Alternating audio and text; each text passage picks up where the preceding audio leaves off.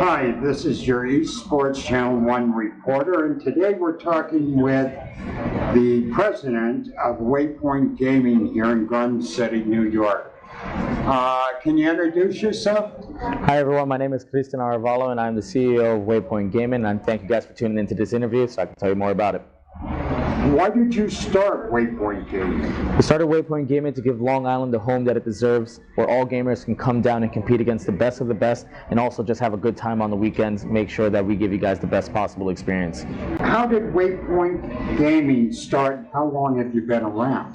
Waypoint Gaming has been around since early 2016, however we did not open our doors until April 2018. Up until then we had run a couple of tournaments throughout the entirety of Long Island. And we've, ever since we've opened, we've had a pretty good time. What does Waypoint Gaming offer the eSport gamer? What's here? Waypoint Gaming, we have over 27 computers with some of the best hardware that you can find on the market right now. GTX 1070s, i5 7700K, 16 gigs of RAM, all that good stuff. But what we really offer you is to give you guys a home for the community to come together and compete against the best of the best, and also meet people who love the same games that you love. It's really a place where you can come down and be social with your fellow gamers, where you don't have to worry about being judged. What are some of the exciting events you've hosted here recently?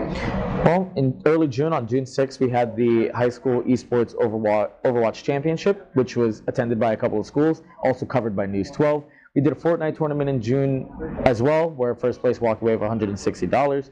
We've also do major tournaments, Super Smash Brothers, where we've had several competitors such as Mr. E, Vinny, and DeBuzz come out. And we also have Tekken tournaments every Friday at 6 o'clock, where we have some of Long Island's and New York's best competitors come out and duke it out for circuit points for Way to the Summit. What do you think's driving the growth in esports?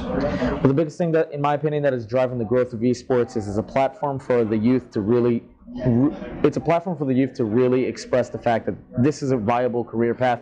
If they continue to hone their skills and prove to the masses that they're the best players, they can often earn over 6 figures just by competing, be flown out to Cali, live in a beautiful house, and compete against the best of the best. I mean, who wouldn't want to do that? How do you view Waypoint Gaming and esports gaming contributing to the community as a whole?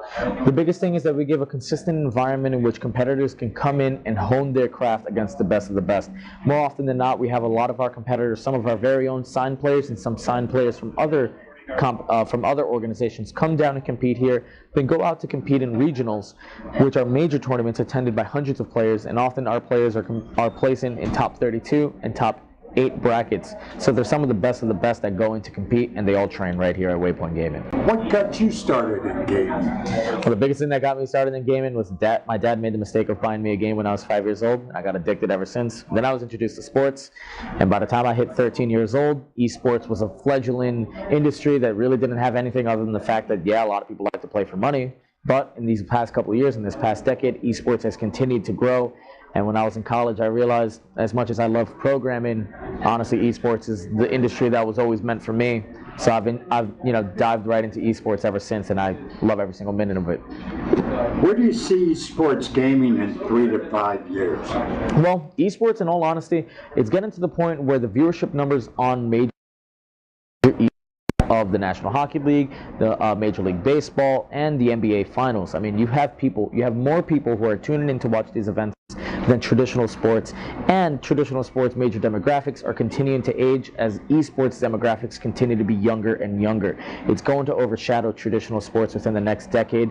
You already see the Overwatch Finals, which are occurring today as of this interview. It's on ESPN, it's on Disney, it's on all these major channels. In the next year, you're going to expect to see League of Legends on ESPN. You expect to see Street Fighter on ESPN. You should expect to see all of these major games on ESPN. 10 years, it's going to be the only thing you can watch on TV. What message would you like to say to your esports gamers? The biggest thing that I would like to say to esports gamers, especially those that are in high school, make sure that you guys continue to take esports seriously and do a bunch of research that you can, and find every college that is actively giving scholarships to those that are the best, because you can often get a full ride to school, and no one wants to pay student loans. Trust me, as someone who's paying it myself, that's not a life you want to go through. Get a full ride. Any final comments? Thank you guys for tuning into this interview, and thank you guys for tuning into Esports Channel 1. Make sure you guys check out all of their fantastic content on their website and on their YouTube channel, where you'll see a bunch of other interviews, and hopefully you see my face again. See you around, guys.